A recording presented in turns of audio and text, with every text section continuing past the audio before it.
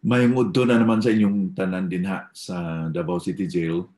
Mayong adlaw sa inyong tanan ug natunta nga naamo sa mayong kahimtangan gihapon bisan niya itong pagpadayon sa pandemic nga hangtod karon na pagyapon. Ug pasalamat kita sa Ginoo sa iyang pagtipig kanato ug magapadayon kita sa pag-alagad niya. Itong padayonon na itong nasugdan niya itong miyaging adlaw ang nanungod sa paghatag o paggahin o panahon sa pulong sa Ginoo.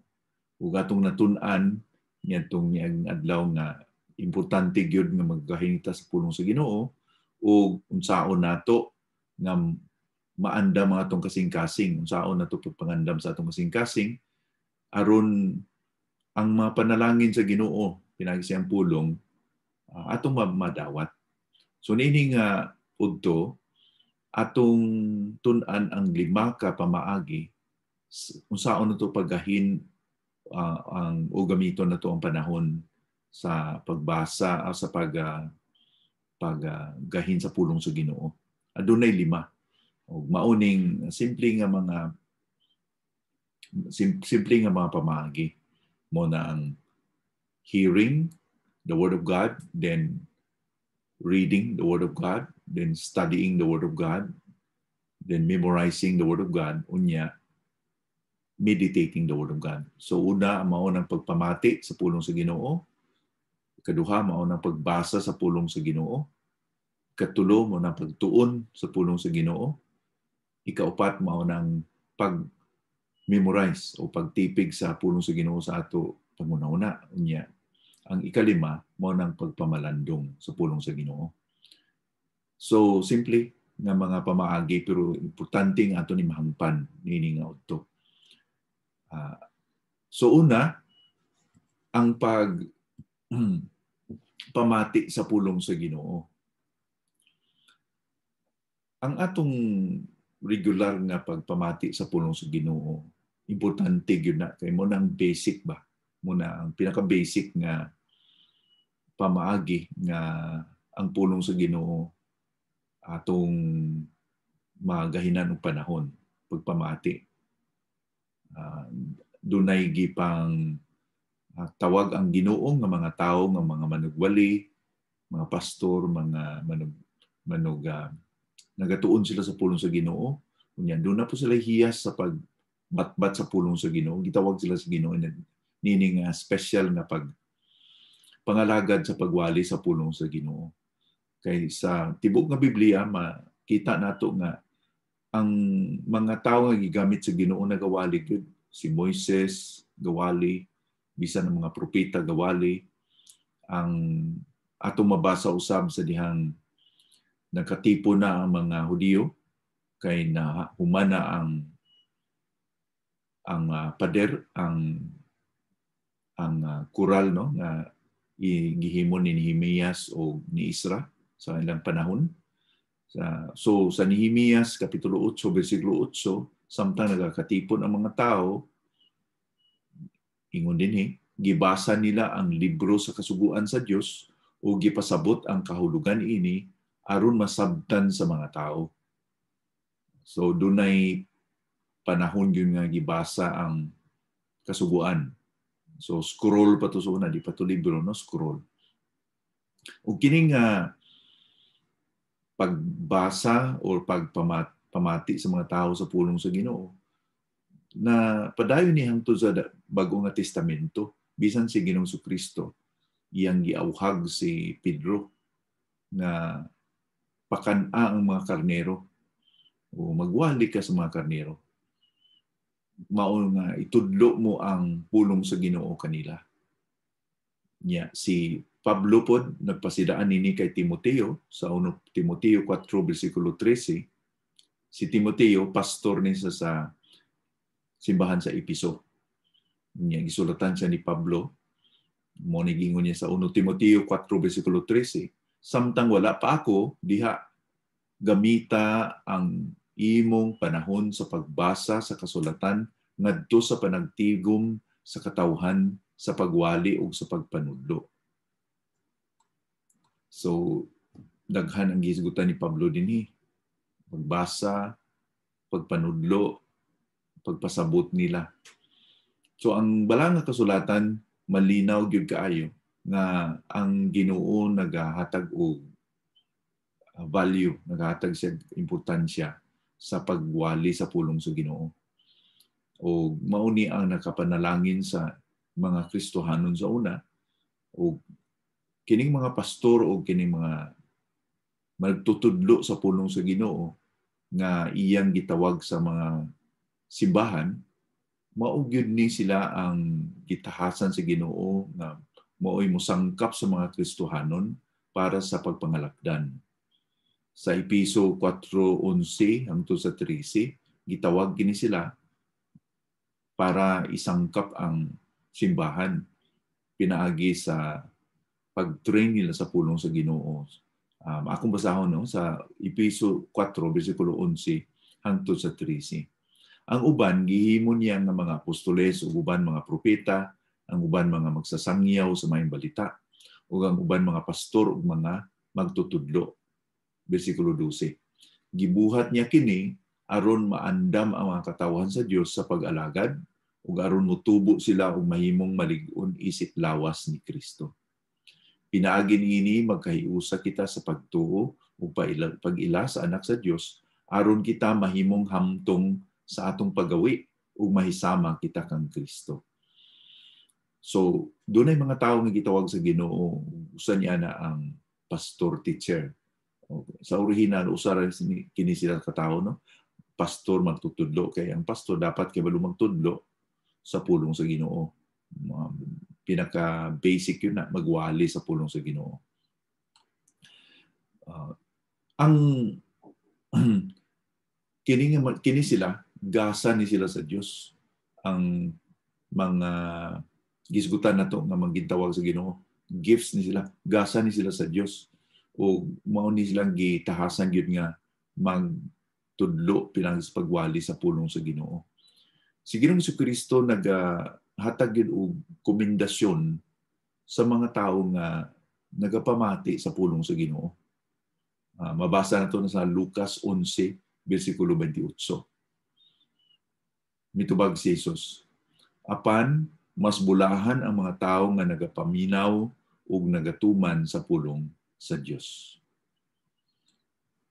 So, daghang mapamaagi nga makapamati kita o magapaminaw kita sa pulong sa Ginoo. Especially karon nga mga panahon kay natay TV program, natay radio nga programa, natay internet, natay mga website nga naay mga wali nga atong mapapatian. So, atong tandaan nga naa na ni gi-provide o naa na daghang mga kasimbahanan nga o mga ministries nga naga-provide sila, nagahatag sila og mga free na maka-access lang ta sa ilang nga mga website unya makapamati kita sa pulong sa Ginoo sa mga magtutudlo sa mga pastor na nagatudlo no. Kita pareha sa atong ginahimo karon nga gina-record na to ni inyong mabatian pinagi sa YouTube. Adlaw-adlaw sad ako nagahatag og pamalandong sa pulong sa Ginoo. Adlaw-adlaw gikan sa Lunes hangtod sa Sabado. Gawas lang sa Domingo. Natay devotional ginahimo nato, pwede po na ninyo ma-access aron makabati kamo sa pulong sa Ginoo sa Facebook no. So kini atong tagaan og importansya kay di lang kita karon bitaw di tay kabalibad karon nga wa man koy panahon nga o wa man koy pamaagi nga saan na ko papamati sa pulong sa Ginoo kay daghan na karon nga mga pamaagi pinagi gyud sa mga Facebook, YouTube, o pangwali, sama din natong gina-record karon. Tingwaan nato nga magapamati ta sa pulong sa Ginoo. Hindi na to i-take for granted na kinahanglan kita mamati sa pulong sa Ginoo. Ang ikaduha nga pamaagi sa paggahin sa pulong sa Ginoo mao na pagbasa.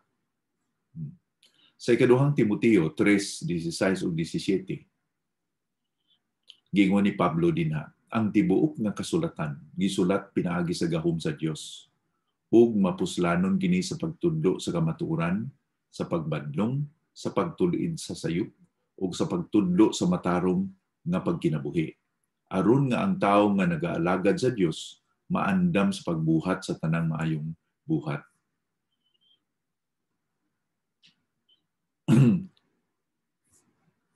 Kining atong nabasa nga bersikulo ga tudlo nga nato o nagapalinton ka nato nga ang pulong sa Ginoo, ang tibuok nga kasulatan, all scriptures, inspired. Ang kanang pulong nga inspired sa English, kung ato ginanghubaron sa eksakto nga paghubad, giginhawaan sa Dios. Nainundo mo si Adan gihulma sa Ginoo. Unya, di pa siya nabuhi kung wa giginhawaan sa Dios. So ingon ni ana nga pamaagi pod nga ang pulong sa Ginoo giginhawaan sa Dios, nga buhi ang pulong sa Ginoo, inspired. So gikan gyud sa sinugdanan hangtod sa katapusan giginhawaan sa Ginoo ang pulong niya. O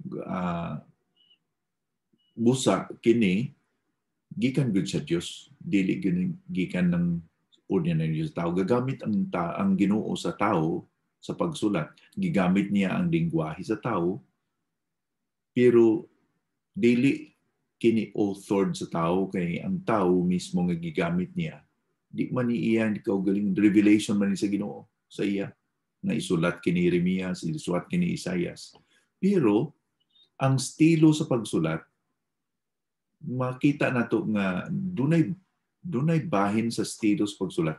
Ang nagsulat pareha ni Pablo, nga abogado siya. So naa siya mga termino nga inabogado. Si Lucas kay doktor siya. Naa siya mga termino nga iya sa doktor. Okay, si Pedro mangingisda, simple iya pagsulat. So ang personalidad sa nagsulat ma-reflect po sa ilang gisulat. Pero dili sila ang author sa content sa unsabay isulat, no, kay gipadayag nila sa balaan espiritu kanila. So giginhawaan sila sa Ginoo. Okay, so sa atong nini nga pamaagi nga magbasa kita sa pulong sa Ginoo, tandaan nato nga kining pulong sa Ginoo dili lang pagdugang sa atong kahibalo, kundi pagbag-o sa atong kinabuhi. Gitawag sa English pa nga transformation, na magbag-o kita, nga magkinabuhi kita nga balaan or matarong sa tubangan sa Ginoo, nga masangkap kita spirituhanon sa spirituhanon nga pagkinabuhi. So atong tamdon ang kaimportansya sa pulong sa Ginoo o kasufisiente sa pulong sa Ginoo, nga mauni ang makadasig ka nato nga basahon nato regularly. Dili lang kita salig no nga matag Domingo, matag Bible study, makabati kita sa pulong sa Ginoo. Kung naamoy Biblia nga inyo, basahan ni matag adlaw mahimo lang, no? Di man kinahanglan nga taas yung panahon na itong basahon. Bisa 15 minutos lang, 20 minutos magbasa. Pasunod, no? Na ang libro ni Juan. Kay kanang libro ni Juan, diha na to makita ang tema sa libro ni Juan. Kay Matthew, Mark, Luke, and John. Ang tema gyud sa libro ni Juan nga si Ginoong Kristo gipaila nga siya ang anak sa Dios o Dios siya. So encourage ko nga magsugod ka sa libro ni Juan, unya sunod na ka, no? Chapter by chapter para ang istorya pasunod po nimo, ang imong kahibalo magpasunod po. Ang pagbasa sa pulong sa Ginoo, makita nato nga emphasize ni tagaan gyud og dako nga importansya ni Ginoong Kristo, kay Pirmi siya magpangutana, di ba ninyo nabasa?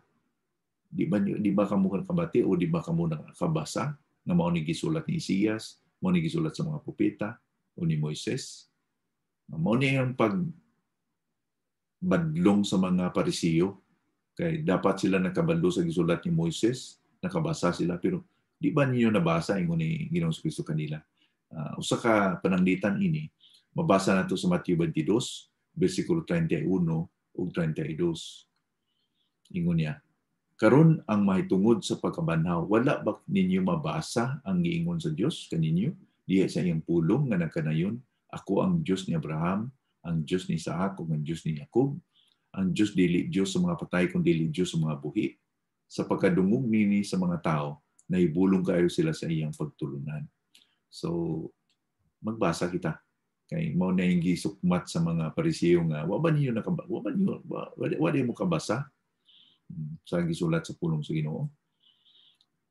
So, si Ginoong Kristo mismo, gabasa gyud sa pulong sa Ginoo, mao nang tintalon siya sa diablo, dito sa kamingawan ng puasa, iyang ingon, it is written, nasulat na. Kaya nabasa niya. Hindi na kaya nabasa niya, yan memorya pa yun niya. So atong sundon ang iyang halimbawa, ang iyang pananglitan. Kay, kana bitong doon na tayo mga kabugaton sa ating kasing-kasing, niya.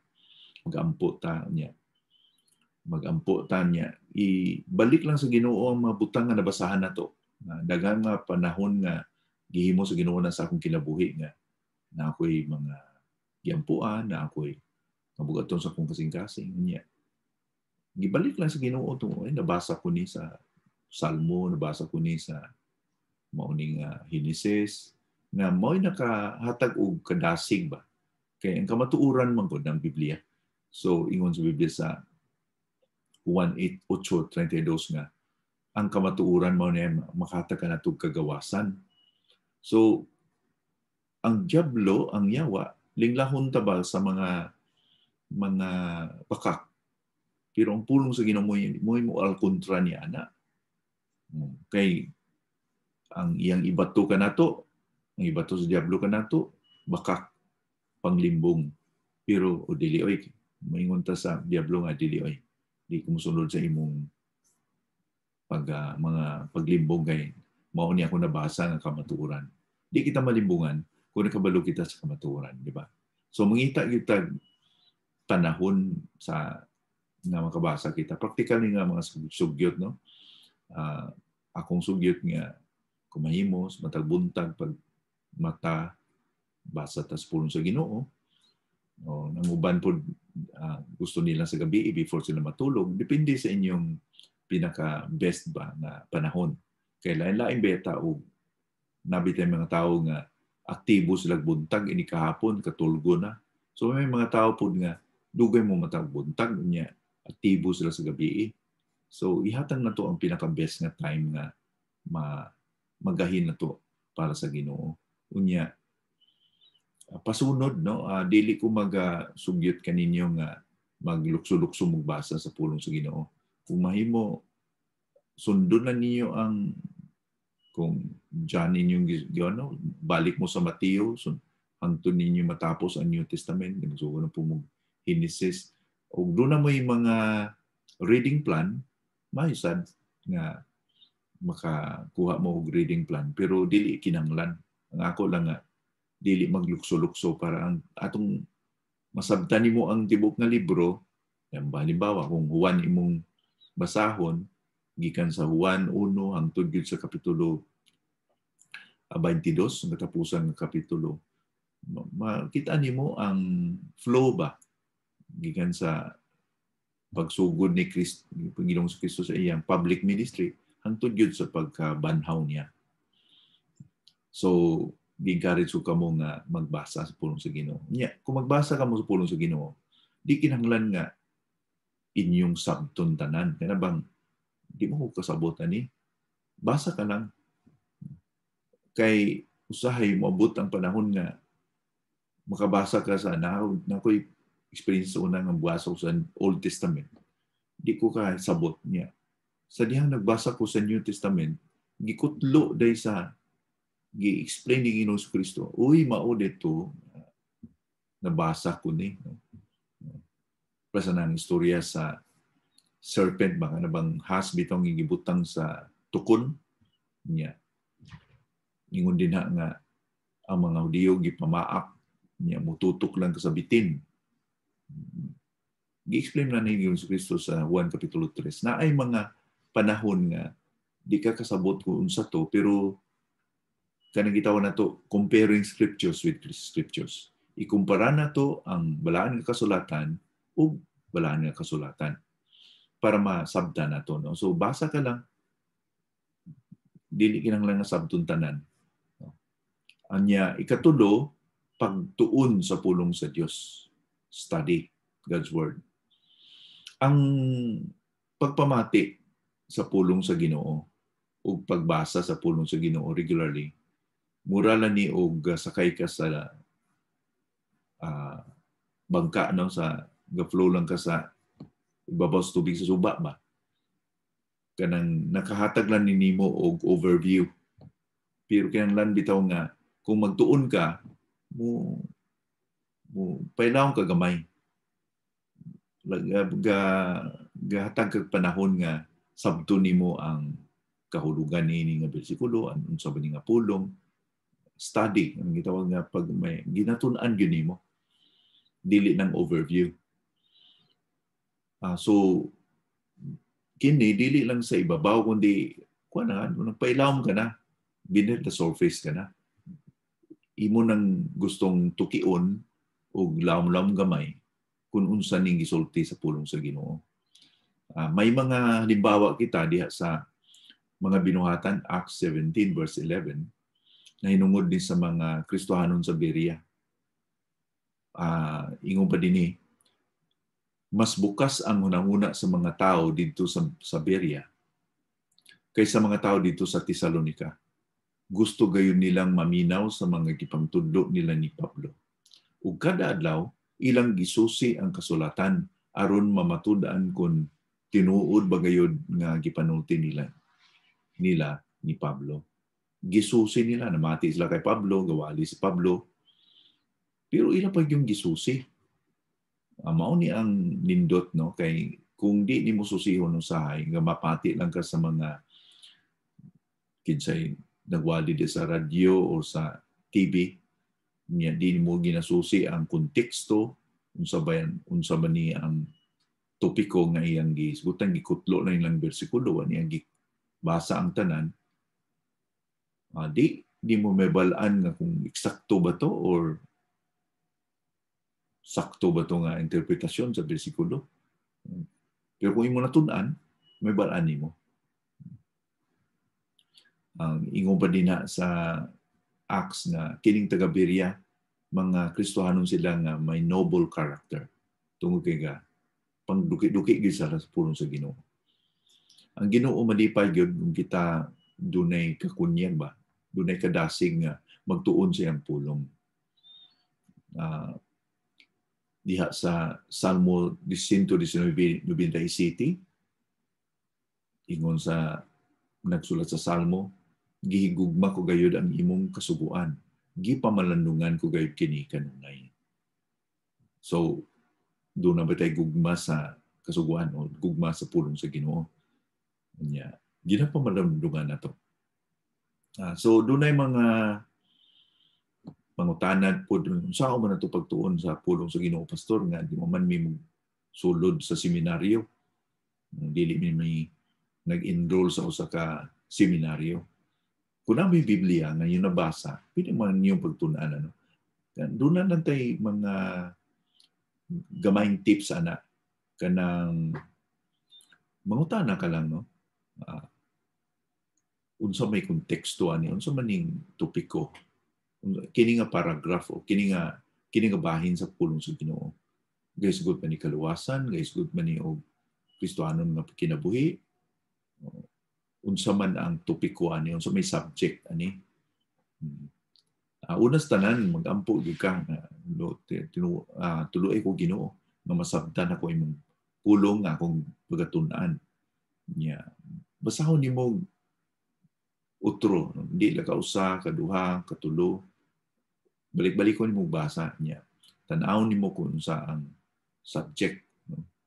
Nya mangutana ka kinsa man yung mga tao gisigutan ani, asa man yung nga lugar, unsa may ilang gipanghimo, nga mangutana butang unsa may relasyon ini sa ubang bahin sa pulong sa Ginoo, ini tawag nato nga cross reference. So mangutana lang ta, ngano, unsa, kinsa, kanusa, giunsa. So atong interpretahon ng Biblia literal nga pag-interpreter, no? Kung unsay gisulti sa pulong sa Ginoo mao gyud ang pulong. Gawas lang kung ang bahin sa kasulatan pasumbingay.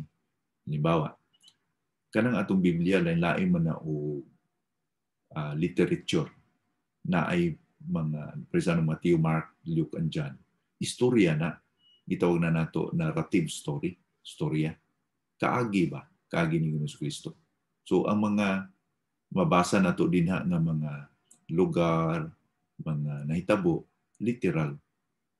Mingon si Kristo nga, si Kristo miadto sa Samaria, niya milingkod sa dito sa may atabay, kana nga mga accounts, literal na nga events. Pero kung maadto kang kita ko sa Salmo, hulubaton sa proverbio, mga kuha na po na, poetic ba? Kanang balak, poem, balak. So, di na nimo na ma-interpretar literal tungkay balak, doon na pasumbingay. Okay? Nya, moabot po ka sa Ezekiel, Daniel, kaya nga mga propeta, symbolikal na po na, allegorical, symbolikal, pinadayag, revelation. Kabasa na to din na, dunay usa ka mananap nga, dunay napulo ka ulo niya, 7 ka sungay, di ni mo na ma-drawing. Napulo ka ulo niya, 7 ka sungay. So man ang mananapa. Kay simbolo na siya. Mao ni gitawag nato nga allegorical, no? Mga simbolo. So kung ang usa ka libro poetic or prophetic or istorya, atong tratuhon na nga libro sumala sa literal literature kanabang unsa nga sahi nga kasulatan. Okay? So ang pagtuon sa pulong sa Ginoo na kinahanglan og na pukay kuano nang mangutana lang kano niya mao na puta sa atong Bible study natay question and answer kay kabalo ko nga naay mga butang nga di na to masabtan sa atong pagtuon sa pulong sa Ginoo. Mangutana ta sa mga nakahibalo sa atong mga igsuon nga doon na daghanay balaan sa pulong sa Ginoo. Mukonsulta ta. So pangduki-duki ba? Kanang study, nag-research ka ba? Nagaduki-duki ka sa pulong sa Ginoo. Yeah.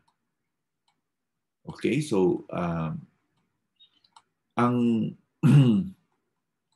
ang ikaupat, pagmemorya sa pulong sa Ginoo.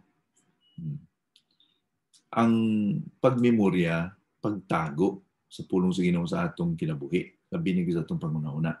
Gi-memorize na nimo. No? Para ni Kristo nga, gitintal siya sa yawa. Ingon siya, it is written. Dili lang mabuhi ang tao sa tinapay lamang kung dili sa matag pulong nga nagagawa sa baba sa Dios. Iyan ang gikutlo sa Deuteronomio Kapitulo 8, versikulo 3. Kaya na-memorya niya. Ang pagmemorya, na kinanglan yun yung panahon. Okay? Di man ta makamemorya dalan, kung may edad-edad na ta. Pero dili na rason nga di kita magmemorya. Kay nindot yun ang pulong sa Ginoo nga, di na niyo malimtan. Natunta nga, daghan na tao, bersikulo po nga, mahinumduman nato. Dili lang ang 1:3:16. Kasagaran yung may memorya nato, 1:3:16. Tungod kay gigugma kita sa Diyos ang kalibutan. Kay importante yung yun na, may balaan nato na bersikulo, kay mo na pinaka-importante nga bersikulo na nungod yun sa murabag kasing-kasing, murabag Muna timas buk Biblia nga si Kristo gihatag. So, gimemorya na ito ng Juan 3:16. Inatunta ng di lang na mao ang bersikulo nga itong namemorya. Napailain. So, kung doon na may mga bersikulo nga nindot kayo sa ninyo, kadasing ninyo, memorya ha. Kung dili sa Cebuano na bersikulo, pwede po sa English. Kung murag sayo na sa inyo nga magmemorya sa English. Kanang pagmemorya, di na to himong rason ng atong pagkaidaran, no? Kay pag-ingon na bagyod ni Josue nga kining this book of the law inyong memoryahon. 80 anyos na bagyod si Josue ato nga panahon na sa iyang gilasig ang mga Hudiyo nga i-memorya ang pulong sa Ginoo sa Josue kapitulo 1 bersikulo 8. Unsa may panalangin nga atong maangkon kung makamemorya kita sa pulong sa Ginoo. Kung natay mga bersikulo nga na memorya. Una, naghatag ni nato og espirituhanon nga gahom. Ang pulong sa Ginoo gahom. Mao nay nakahatag og gahom ni Kristo sa diyang gitintal sa sayawa. Ingon sa Salmo 119:11, ingon din nga gitipigan ko ang imong pulong sa akong kasing-kasing. Nga dili ako makasala kanimo. I have stored up your word in my heart that I may not sin against you. Diha po sa 1 Corinto 10:13, ang pulong sa Ginoo mo'y nakatagon to kalig-on nga dili kita madala sa pagtentasyon. Okay? Naghatag po ning dugang nga pagtuo, nagpalig-on sa pagtuo nato ang pagmemorya sa pulong sa Ginoo. Sa Proverbs 22:17 ug 19, pamatia ang mga pulong sa mga taong maalamon. Pamatia pag-ayo samtang ginatudlo ko kini kanimo. Kay magmalipayon kagayod kung imo kining masayran ug masaulo. Gitudlo ko kini karon kanimo aron mo salig ka sa Ginoo. So di ba kung nakay kahadlok niya na kay gimemorya nga bersikulo nga nakahatag kanimo og dasing prasa ng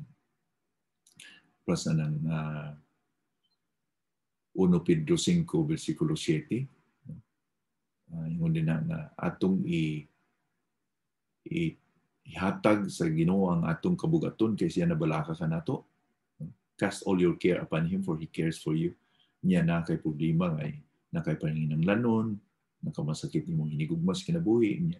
Kana nga bersikulo mo yung na-memorya nimo, mo na imong ginabalik-balik og pahinumdum sa imong kaugalingon nga ang Ginoo nabalaka kanako. Ako lang iampo ni kay gasaad siya nga motubag nako. Nakatag kanimo og pagtuo, nakadugang sa paglig-on sa imong pagtuo. Usa na sa panalangin kung kita nagamemorya sa pulong sa Ginoo. So ang pagmemorya naghatag na to gahom, no? O nagalig-on sa atong pagtuo niya. Nagasangka po na nato nga makasangyaw kita o makahatag kita o laygay ba? Makalaygay kita sa uban. Unsa man ito ilaygay kung kita bersikulo sa ito kasing-kasing. Ang atong pagdasig sa usag-usa pinagi sa pulong sa Ginoo. Nunay maigsuon nato na problema niya. Dasigo nato, gamiton to ang pulong sa Ginoo. Brad, Roma 8:28, ang tanang butang para sa kayuhan nato, sa tanang nahigugma kaniya. Everything works together for good sa nahigugma kaniya. So gigamit na to ang pulong sa Ginoo pagdasig niya. So tungod kay namemorya na nimo ang Roma 8:28, nakatabang kaniya, nakadasig kaniya, kalaygay kaniya. Nakahatag kini nato og sangkap, no, ang pagmemorya. Nga mas daghan nga bersikulo nga naa sa tong pangunaw-na, mas daghan nga magamit sa balan nga espiritu sa nga kita gamiton niya nga instrumento sa pagdasig sa uban. Nya guidance, di ba? Ang pagmemorya nakatang to guidance. Sa Salmo 119:24, ang imong mga pagtulunan nagahatag kanako og kalipay, mao kini ang nagahatag kanako og tambag. Guidance. So dili kita magdaog sa atong opinion, sa atong gibati, kung naatay bersikulo nga nagtaypig sa atong pangunahuna o kasing-kasing, di ko magpadala sa akong gibati, di ko magpadala sa akong pangunahuna. Kaya ang pulong sa Ginoo na gingon niya, unahon na to, Matthew 6:33, for example, na memorya mo na. Unahon mo ang pangita ang gingarian sa Dios o niyang pagkamatarong, o kining tanan idugang kaninyo. Seek ye first the kingdom of God and His righteousness, and all these things shall be added unto you. Niya, mo na yung gitamdan nga, di ko na ko naunahon. Naon ko ang Ginoo kay gasaad siya nga, di ko niya kulangon. Di ko niya pabayaan. So, nakata ka ni mong laygay, no? Tambang nga, di ka magpadala sa imong gibati o unsa man nga lingla sa yawa ka na to. Unya, muadto na kita sa kalima, ang pagpamalandong. Kaya ang pagmemorya, mao ni ang pundasyon nga doon na kita'y pamalandungan. Wala kita'y pamalandungan, kuha na to na memorya. Ang pulong sa Ginoo nga atong ipamalandungan, kana lang yung atong natipig sa to kasing-kasing. Kaya nang pagpamalandong, pariha bitaw na sa, nakita niyo ang kabaw nga gipasabsab bitaw sa sayang buntag sa mag-uuma. Kamo siguro nga gikan sa umahan, kita ninyo nga inyong gitugway ang kabaw, no? Sayang buntag niya. Pag-abot ng mainit na alas 10 na, initan na ang kabaw, inyo nang ibalhin sa landong. Unya mo lubog bitaw ang kabaw niya, sige siya usang, sige usap. Sige usap siya. Kaya nga naman, kadtong mga sagbot nga iyang gikaon, iya lang itong gistak dito sa iyang tinai. Kana din mga kabaw, doon na nila upat ka kwarto-kwarto dito sa ilang stomach ba? Tiyan. Upat na kwarto-kwarto. So, sa panahon na nagyaka na, naglubog na ang kabaw, iyang ibalik ng iyang nastak nga sagbot. Niya iyan na ng pinupinuhon. Mo nang gausap ang kabaw. Mao na ang hulagway sa meditation. Halimbawa karon, kumamati ka mo sa itong gitudlo dinhi. Niya na ko yung mga bersikulo nga gitudlo sa inyo dinhi. Niya pag-abot ninyo sa kamo na lang dito sa inyong lugar, imong balikan tuog basa niya gipamalandungan, imong gimemorya, ipamalandungan, murag imong giusap ba? Hindi mo ni pastor ganina nga. Dili ka daw mabuhis tinapay lamang kung sa matagpulong ano gagawa sa baba sa Diyos. Imo nang pamalandungan, imo nang giusap, imo nang gi-internalize imong kinabuhi. Imong gibalik sa imong pangunahuna mo nang pagmamalandong. Kaya ang pagmamalandong imong gibalik sa imong pangunahuna aron ma-digest ba? Imong yung masabtan umayo. Pamalandungan mo na ang pinaka-importante o kung sa lawang pangabisaya, kini ang pinaka-pungkay. Pinaka-ibabaw sa hatag pagahin sa pulong sa Ginoo. Gikan sa pagbasa, pagpamati, din gabasa, pagtuon, din pagmemorya, diri gyud pagpamalandong. Pamalandungan to ang pulong sa Ginoo.